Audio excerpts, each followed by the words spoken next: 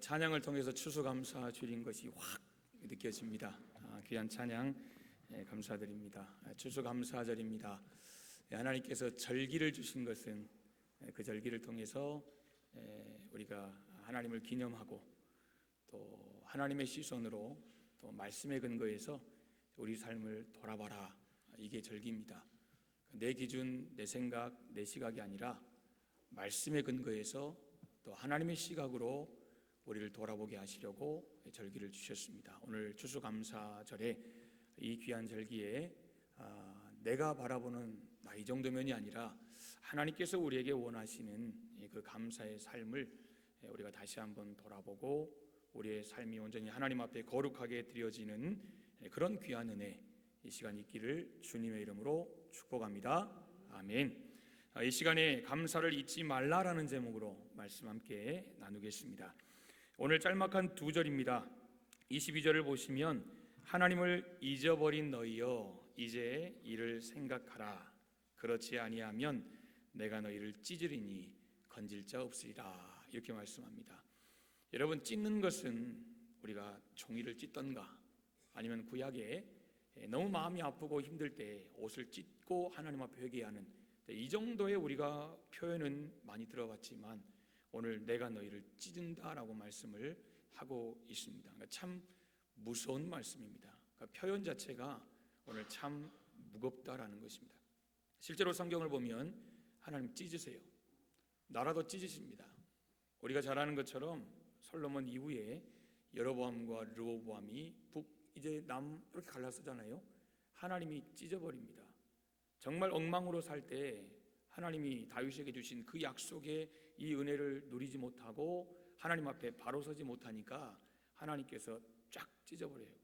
물론 하나님은 하나 되기를 원하세요. 연합하기를 원하세요. 한 몸이 되기를 원하세요. 그러나 오늘 성경에도 보시면 하나님은 내가 너희를 찢겠다라고 이렇게 말씀을 합니다. 여러분, 이 자리에 있는 저와 여러분은 누굽니까? 우리가 죄가 이 땅에 들어오기 이전과 그리고 우리가 천국 가서 우리가 새로워지는 이 상태를 말고 죄가 이 땅에 들어온 뒤로부터 저와 여러분, 이 땅에 살다 간 많은 사람들, 그리고 또 앞으로 살아갈 우리를 포함한 모든 사람들, 어떤 존재입니까? 여러분은 참 연약합니다. 생명, 이 코로 호흡을 하니까 살고 있지 이거 멈춰버리면 사실 우리 이 땅에 살 수 없는 그런 정말 연약한 존재입니다. 이게 우리의 육체입니다. 육체만이 아닙니다. 우리는 영적으로도 하나님 앞에 죄인 중에 죄인입니다. 그래서 하나님과 절대 화목할 수 없고 하나님과 하나 될 수 없는 그런 늘 대적했던 그런 원수의 자리에 있던 사람이 바로 저와 여러분입니다. 그런데 여러분, 이런 우리를 하나님께서 사랑하셨습니다. 그래서 예수 그리스도를 보내셨습니다.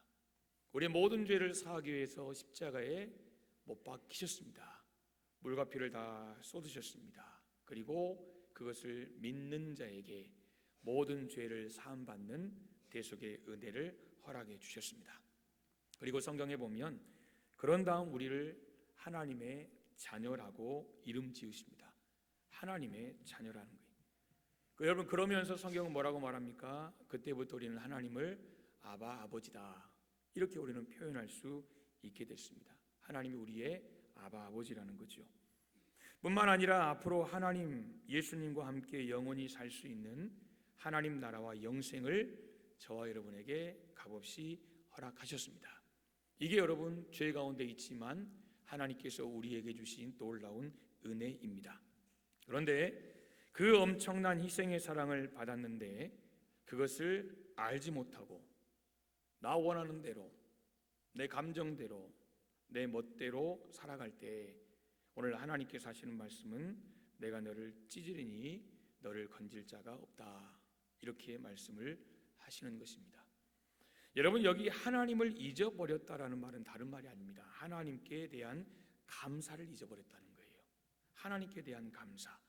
그러니까 하나님께 감사하지 않는 자는 결국 하나님을 잊어버린 자와 같다라는 것입니다. 그러므로 하나님을 잊어버린 너희여, 오늘 이 시편 기자가 아삽의 시지요. 이 아삽이 성경을 쓰던 그 시대, 그리고 그 이후의 모든 시대, 우리를 포함한 그러므로 하나님을 잊어버린 너희여 이제 이를 생각하라는 이 말씀은 이런 의미입니다. 첫째, 우리 안에 하나님이 주신 은혜를 깨닫고 진정한 감사가 일어나야 한다라는 그런 말입니다. 하나님 잊어버렸습니까? 이 말은 감사를 잊어버렸다는 거예요. 감사를 잊어버린 너희는 다시 하나님의 은혜를 깨닫고 그 하나님의 은혜 안에서 진정한 감사를 회복하라는 것입니다. 여러분, 그렇다면 뭘 감사해야 되죠? 무엇을 감사해야 됩니까? 먼저 우리 지난 과거를 한번 여러분 돌이켜 봅시다. 우리 가운데 광야 같은 세월을 보내지 않은 사람은 아무도 없을 것입니다. 다 인생을 돌아보면 다 광야가 있어요. 나이가 좀 어리든 나이가 많으시든 상관없어요. 다 인생에 여러 가지 어려움들이 있어요. 물론 시대적으로 못 먹고 못 자고 못 살고 이런 시대는 분명히 더 있었지요. 여러분, 그 기간은 차이가 있을지 모르지만 다 광야 같은 위기를, 광야 같은 역경을 우리는 경험하며 지내왔습니다. 여러분, 그럴 때 생각해 보세요. 하나님께서 우리 어떻게 도와주셨습니까? 그럴 때 그 위기를 하나님께서 어떻게 넘기게 하셨습니까?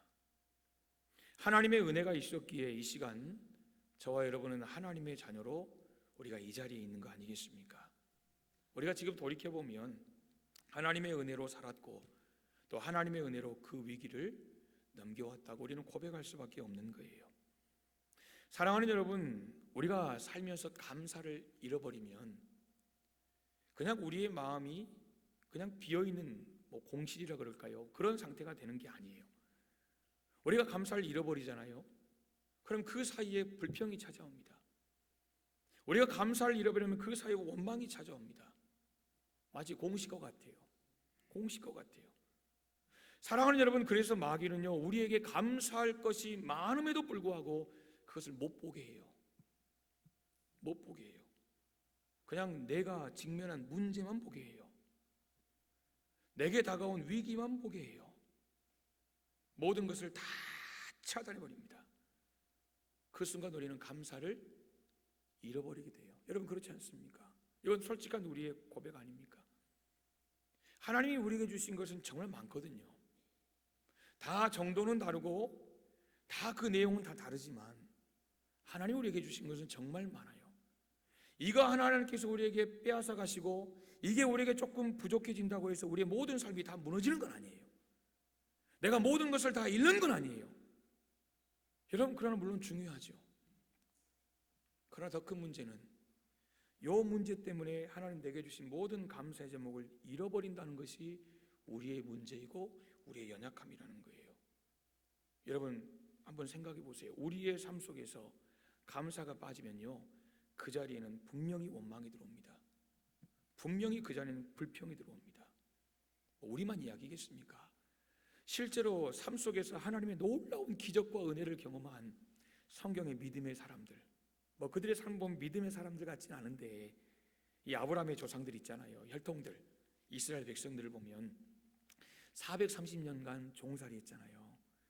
여러분, 종에서 하나님이 자유자로 되게 하신 것, 그거 생각해 보세요. 단순히 내가 좀 빚을 지고 있는데 하나님께서 나를 불쌍히 여기셔서 그 빚을 탕감하게 해준, 그게 그 정도가 아니라 노예, 종인데 하나님이 자유케 하셨다는 거예요. 실제로 그들 앞에서는 기적이 일어났거든요. 홍해가 갈라졌어요. 광야에서 반석이 터지면서 물이 나왔어요. 아래는 터지고 위에는 쏟아져서 만나가 엄청난, 여러분, 위아래로 하나님이 막 부어주셨거든요. 그뿐 아니에요. 그들이 가는 길에 하나님이 낮에는 구름으로 밤에는 불기둥으로 그들을 친히 하나님이 인도하셨어요. 그런데 그들의 삶을 우리가 이 창세기, 출애굽기, 레위기, 민수기, 신명기 이 모세오경을 딱 보면 그들이 입만 열면 했던 게 무엇입니까? 이 광야에서 죽었으면 좋겠다. 광야에서 죽었으면 좋겠다. 여러분, 그랬거든요. 야, 우리가 죽을 데가 없어서 여기까지 와서 우리가 죽어야 되냐. 이런 이스라엘 백성들이 솔직히 그랬어요. 성경은 그것을 정확하게 우리에게 보여줍니다. 그러니까 걸핏하면 불평과 원망이었지요. 그런데 여러분, 불평할 수 있어요. 우리 불평할 수 있잖아요. 하잖아요, 사실.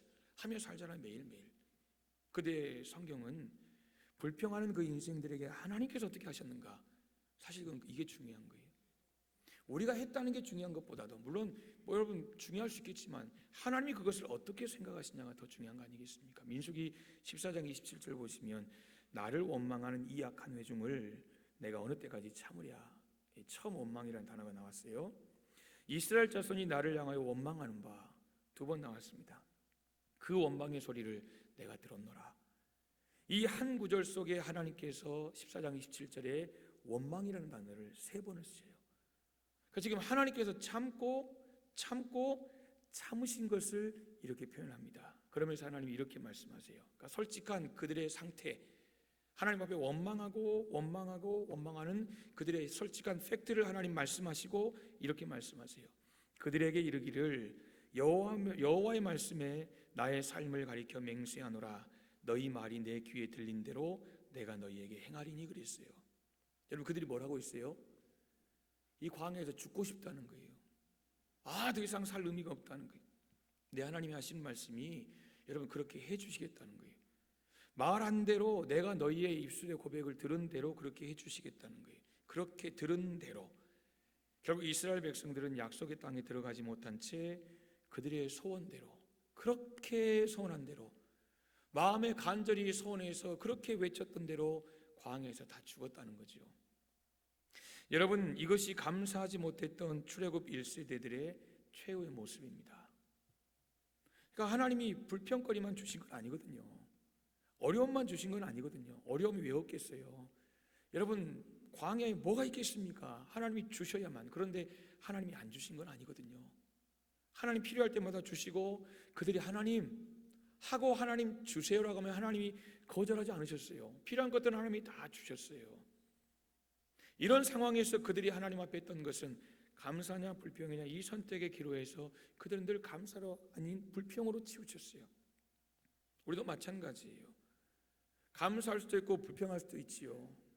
실제로 우리의 삶을 보면, 그 상황에서 보면 감사보다는 불평할 이유가 분명해요. 이게 당연한 것 같아요. 원망도 당연한 것 같아요. 사랑하는 성도 여러분, 그러나 오늘 민수기 14장 27절 28절 말씀을 우리가 꼭 마음에 새길 수 있기를 소망합니다. 내 입술의 고백대로 하나님 그대로 들으시겠대요. 그 들으신 대로 그대로 하시겠대요. 그럼 만약에 여러분, 이스라엘 백성들, 또 우리의 삶이 하나님 너무 힘들어요, 너무 고통스러워요. 그러나 하나님 이 상황 속에서 하나님이 해결해 주실 줄 믿습니다. 하나님 건져 주실 줄 믿습니다.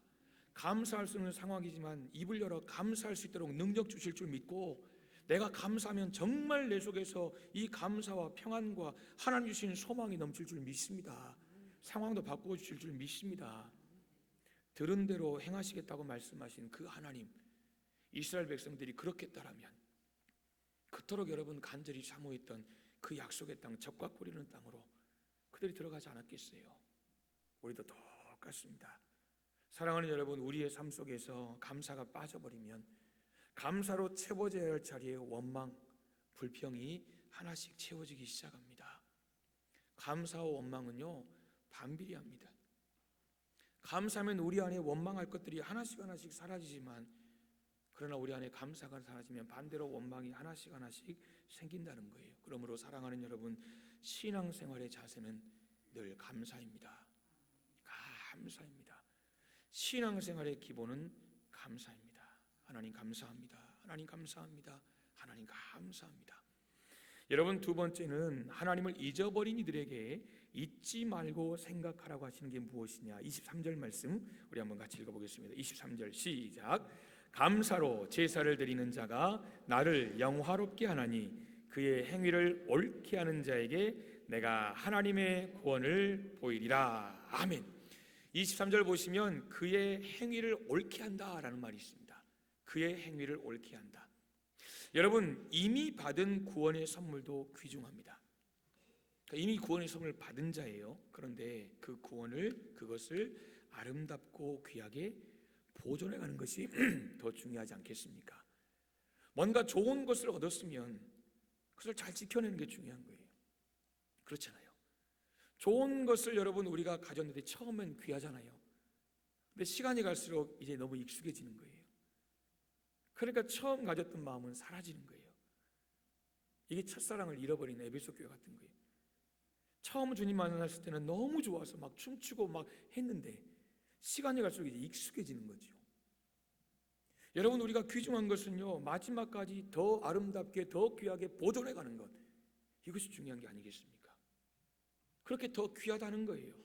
여러분, 그러면 저와 여러분이 누리고 있는 구원, 이것을 보존하는 방법이 무엇입니까?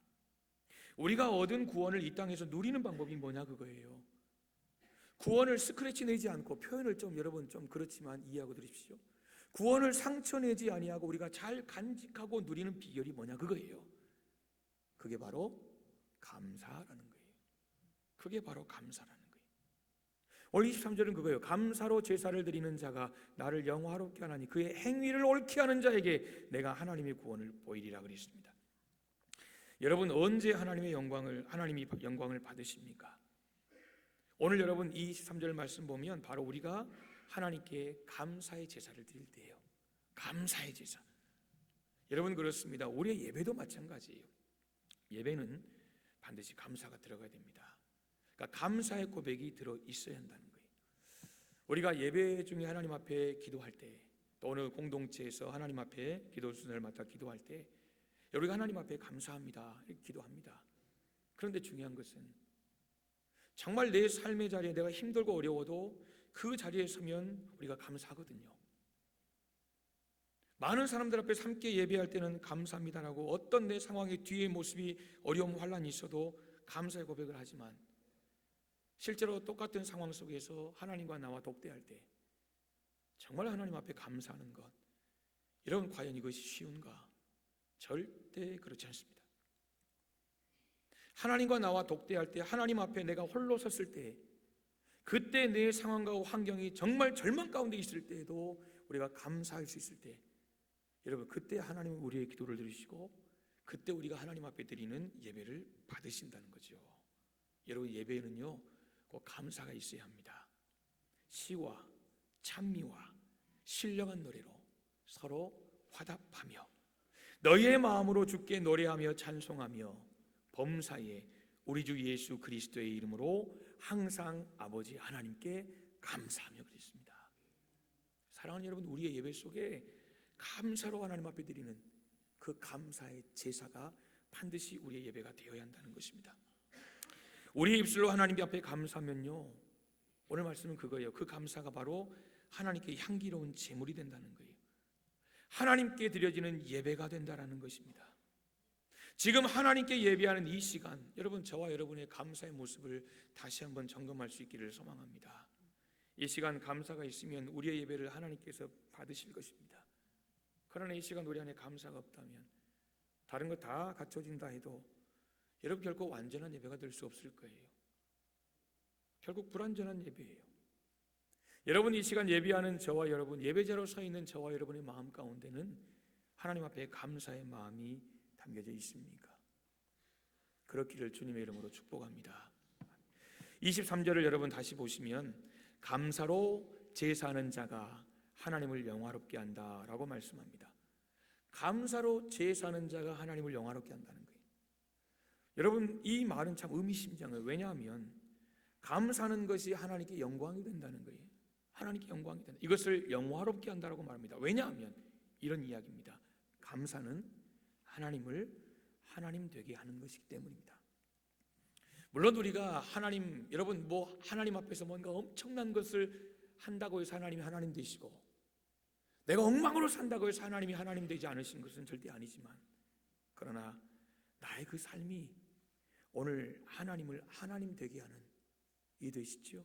하나님께 영광이 되는, 나의 삶이 하나님을 높여드리는 그런 하나의 통로가 된다는 거예요. 감사는 하나님을 하나님 되게 하는 것이에요.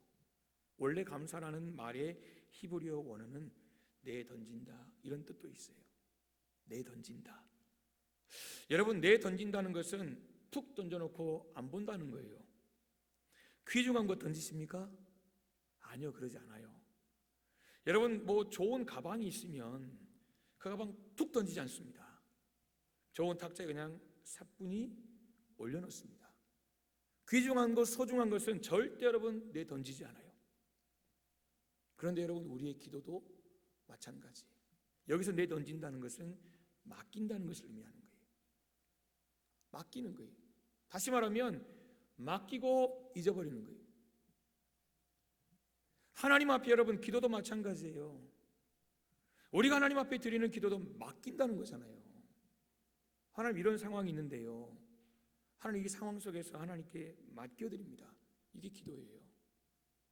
기도했던 것 다시 싸가는 사람, 여러분 어떻게 기도 응답이 있겠어요? 맡긴다는 것, 기도한다는 것은 하나님 나 드리고 맡기고 잊어버립니다. 하나님이 알아서 하세요. 죽이든 살리든 바울 만드신 죽을 쓰시든 하나님 영광을 알아서 하세요. 여러분 이게 우리 기도 아닙니까? 이게 맡긴다는 거 아닙니까?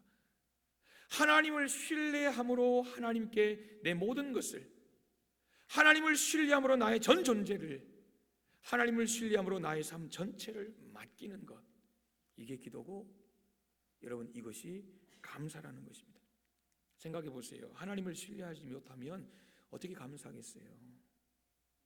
입으로는 감사할 수 있죠, 습관적으로. 그러나 하나님을 신뢰하지 못하면 절대 여러분 마음으로 감사할 수 없습니다. 아까 말씀드렸잖아요.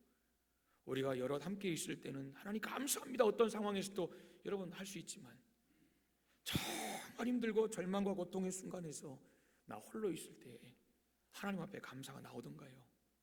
여러분 하나님 앞에 원망, 불평, 이게 사실은 더 쉽게 터지지 않습니까? 어떤 환경을 만나도 하나님 아버지가 나에게 가장 좋은 것을 주셨다고 믿고 인정할 때 여러분 그때 우리가 감사할 수 있는 거예요.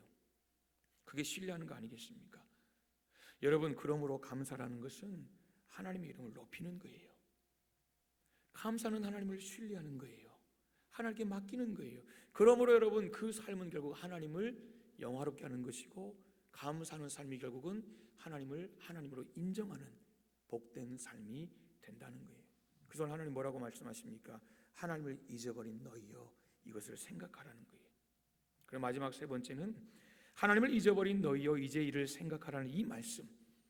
지금까지 함께 하신 하나님의 사랑은 앞으로도 우리의 삶을 가장 아름답게 인도하실 것을 생각하라라는 말씀입니다.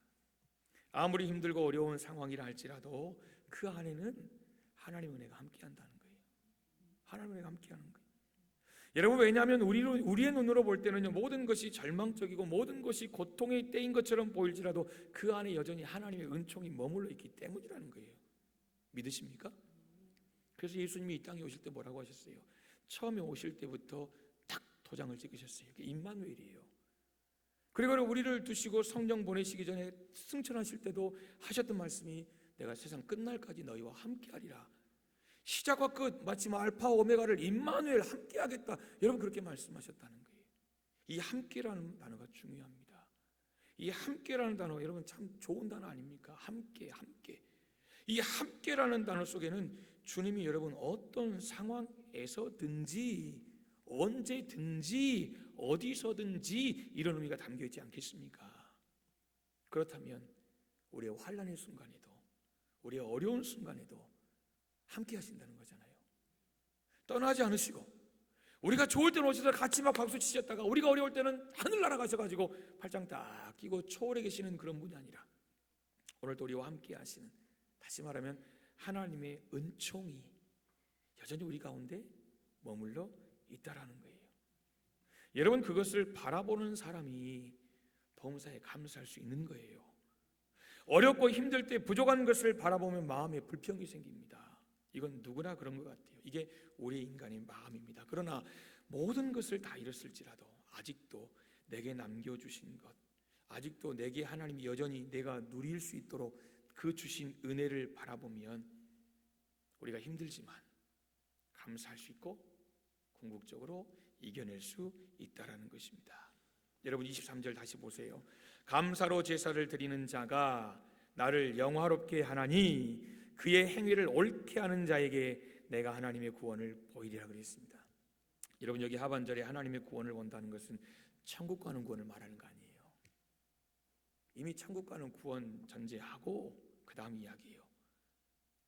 하나님의 구원을 보리라는 이 말씀은 어려움을 해결하시는 구원이에요. 어려움을 해결하시는 구원, 위험에서 보호하시는 구원이에요. 기도에 응답하시는 구원이에요. 환난을 면하게 하는 구원이에요. 필요한 것을 채우시는 구원이에요. 시편 50편 동일한 본문이에요. 14절 15절을 보시면 이렇게 고백합니다. 감사로 하나님께 제사를 드리며 지존하신 이에게 내 소원을 갚으며 환난 날에 나를 부르라. 내가 너를 건지리니 내가 나를 영화롭게 하리라. 아멘. 여러분, 순서가 있다는 거예요. 오늘 14절 15절 보시면 먼저 하나님께 감사로 제사를 드리고 난 다음에 환난 날에 하나님께 부르짖으면 하나님이 건지시겠다는 거예요. 이게 14절 15절 순서예요. 사랑하는 여러분, 그러므로 우리가 하나님께 나아갈 때는 먼저 감사로 예배를 드려야 합니다. 감사의 마음을 우리 안에 채워야 한다는 거예요. 우리에게 갑자기 닥쳐온 환난이 있습니까? 여러분, 환난 중에도 믿음으로 의지를 들여서 먼저 감사로 예배를 드리고 하나님께 약속한 것이 있다면 그것을 믿음으로 갚으신 후에 하나님을 부르며 기도하라는 것입니다. 하나님을 시험하는 것 같은 기도하지 말라는 거예요. 물론 말라기서에 보면 11조 드려라, 그럼 내가 쌌나 안 쌌나 시험해봐라, 이런 구절이 있어요. 있지만 모든 기도의 내용을 하나님을 시험하듯 이런 기도는 결코 옳은 기도가 아니지요. 하나님 이거 주시면, 하나님 물질 복 주시면 11조 하겠습니다. 평생 어려울 거예요. 없지만 하나님 일단 드립니다. 하나님 일단 드리니까 하나님 알아서 책임지십시오. 여러분, 믿음의 배짱이에요. 믿음의 배짱이에요. 그런 사람에게 하나님이 손가락 빨게 하시겠습니까? 여러분, 길거리로 내모시겠습니까? 그럼 아버지 아니죠. 어떻게 아버지가 그러겠어요? 사랑하는 성도 여러분, 모든 기도를 하나님 이렇게 하시면 내가 이렇게 하겠습니다, 이런 기도보다는 오늘 성경은 분명히 말씀합니다. 14절 15절 환난 중에도 믿음으로 의지를 들여서 먼저 감사로 예배를 드리라는 거예요. 하나님 감사합니다. 나 참 어려운데요, 참 힘든데요, 하나님 그래도 하나님 앞에 감사드립니다. 하나님 그래도 여기까지 이 순간 하나님 붙들어 주신 것 감사합니다. 하나님 앞에 감사하는 자에게 하나님께서 기도의 응답을 허락해 주신다라는 거예요. 여러분, 실제로 우리가 잘 아는 요한복음 6장에 보시면 오병이가 기록됩니다. 오병이요, 5,000명 이상을 먹이고 12광주리가 남은 그 풍요의 여러분 역사를 기억하실 거예요. 하나님이 계십니다. 굶주리는 백성들이 있습니다. 그 사이 예수님이 계십니다. 이 사이에서 예수님이 하신 게 무엇입니까? 여러분, 특별한 거 아닙니다. 200데나리온도 부족하겠습니다, 이렇게 시작하잖아요. 그런데 뒤에 보시면 먹고 남은 12조각의 12광주리에 여러분 그 남음이 있었다는 거예요. 이 놀라운 기적 속에 하나님과 굶주린 백성 사이에 예수님이 계셨는데 그 예수님이 하신 것이 무엇입니까? 다른 거 아닙니다. 축사하셨다는 거예요. 하나님 먹을 거 없어요. 하나님 어떻게 해요? 불안하고 염려하고 걱정하고 근심하신 게 아니라 하나님 없지만 하나님께서 하실 줄 믿습니다. 하나님의 역사가 나타날 줄 믿습니다. 빈곤에서 풍요로 바꿔주실 줄 믿습니다. 굶주린 자들을 먹이실 줄 믿습니다. 이 시간 하나님의 위대하심을 드러내 주실 줄 믿습니다. 모자라지만 남게 하실 줄 믿습니다. 염려하지만 이 시간 즐거운 환호와 축제가 일어날 줄 믿습니다. 이 중간에 뭐가 있어요? 이 중간에 감사가 있다라는 거예요. 이 중간에 감사가 있었어요. 여러분, 신기하지 않습니까? 분명히 하나님과 이 굶주린 백성 사이에 아무것도 없었거든요. 변화될 게 없었어요. 그런데 예수님이 하나님 앞에 감사하시며 떡을 나누실 때에 여러분, 우리가 아는 오병이의 기적이 일어나더라는 거예요. 여러분, 우리 중에는 감사거리가 없어서 감사하지 않아도 될 만한 분은 한 분도 안 계실 거예요. 어려움도 많고 힘든 것도 많지만 우리에겐 하나님 앞에 감사할 영들이 참 많다라는 거예요. 여러분, 감사제를 우리에게 주신 것은 다른 이유가 아닙니다. 지금까지 우리가 살아오면서 오늘 잠시 멈춰서 이 추수감사제를 통해서 내가 하나님 앞에 감사하는 것은 뭔가? 이것이 물질적인 것인가? 이것이 영적인 것인가? 이것이 내게 무언가 채워지면 드리는 감사인가? 아니면 이것을 초월해 드리는 감사인가? 내가 지금 하고 있는 이 감사, 이것 정말 주님의 시선으로 하나님 말씀으로 합당한 것인가? 혹시 내가 드리는 하나님 앞에 막 쏟아내는 불평과 원망, 하나님의 시선으로 바라볼 때, 하나님 말씀에 근거해 볼 때 내가 더 이상 하면 안 되는, 여러분 이런 모습들을 우리가 다시 한번 말씀 안에서 돌아보는 거예요. 내 기준이 아니에요. 내 시각이 아니에요. 우리의 기준은 항상 하나님의 말씀입니다. 말씀 보고 따라가야 우리가 흔들리지 않습니다. 요동치지 않습니다. 아무리 환난이 와도, 아무리 어려운 일이 와도, 아무리 가시가 우리를 찌른다 할지라도 여러분 말씀에 근거할 때 우리가 그 속에서도 감사하는 삶을 살아가게 될 줄 믿습니다. 사랑하는 여러분, 말씀 맺겠습니다. 추수감사주일, 우리가 이 감사절기에 다시 한번 우리의 모습을 돌아보기를 간절히 소망하고, 무엇보다 이 돌아보기 위해서 우리가 하나님 앞에 온전히 감사하는 그런 귀한 삶이 될 수 있기를 소망하고, 또 우리가 감사하지 못하는 영역이 있다면 하나님 이것까지라도 하나님 앞에 감사하기를 원합니다. 깨닫고 믿음의 고백으로, 믿음의 삶으로 살아가는 복된 저와 여러분의 삶이 될 수 있기를 주님의 이름으로 축복합니다. 아멘. 기도하겠습니다. 하나님 아버지, 은혜와 사랑을 감사합니다. 추수감사절을 지키게 하신 것 감사합니다.